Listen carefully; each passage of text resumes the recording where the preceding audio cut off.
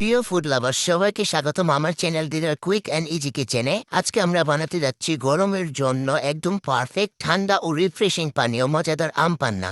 এই পানীয় গরমের শুরুকে ঠান্ডা রাখে আর মুখে এনে দেয় অসাধারণ স্বাদ। তো চলুন দেরি না করে শুরু করা যাক। প্রথমে আমরা কিছু টাটকা কাঁচা আম নিয়ে নেব। আমগুলো বটা অংশ ফেলে দিয়ে আমরা দুই পাশ থেকে সুন্দরভাবে কেটে আলাদা করে নেব। এরপর আমগুলো একটি পাত্রে নিয়ে প্রায় 2 কাপ পানি দিয়ে মিডিয়াম আঁচে 5 মিনিট ভালো করে সেদ্ধ করে নেব, যাতে আম নরম হয়ে যায় এবং কিছুটা সেদ্ধ হয়ে আসে। সেদ্ধ হয়ে গেলে আমগুলোকে একটু ঠান্ডা হতে দেব। তারপর খোসা থেকে আমের ভেতরে যে পাল্পটা থাকে সেটা আলাদা করে একটি ব্লেন্ডারে জগে নিয়ে নেব।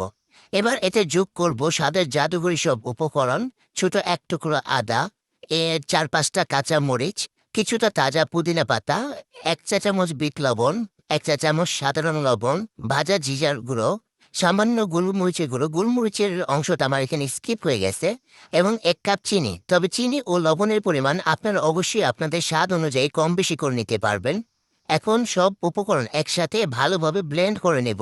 দেখতে পাচ্ছেন আমাদের তৈরি হয়ে গেছে একদম স্মুথ, ঘন এবং পারফেক্ট আম পান্নার পেস্ট। এই পেস্ট চাইলে আপনারা এয়ারটাইট বক্সে রেখে ফ্রিজে অনেক দিন সংরক্ষণ করতে পারবেন, আর যখন ইচ্ছা তখনই তৈরি করে নিতে পারবেন রিফ্রেশিং ড্রিঙ্ক। এবার পরিবেশনের জন্য একটি জগে 1 কাপ আম পান্না পেস্ট নিলাম, সাথে যোগ করলাম ঠান্ডা পানি আরও কিছু বরফ কুচি, আর সাথে সাথেই তৈরি হয়ে গেল একদম রেস্টুরেন্ট স্টাইল ঠান্ডা আম পান্না। গ্লাসে ঢেলে দেখুন কি সুন্দর রং আর কতটা রিফ্রেশিং লাগছে। ভিডিওটা যদি ভালো লাগে থাকে অবশ্যই তাহলে আমার চ্যানেলটা সাবস্ক্রাইব করে একটি লাইক করে দেবেন। আপনার মতামত কমেন্টে জানান, আর এমন মজাদার ও সহজ রেসিপি পেতে আমার channel Didar quick and easy kitchen subscribe করুন এবং পাশে থাকা বেল আইকনটা অন করে দিন। নতুন নতুন রেসিপি নিয়ে আবার দেখা হবে পরের ভিডিওতে। সবাই ভালো থাকবেন, সুস্থ থাকবেন। আল্লাহ হাফেজ।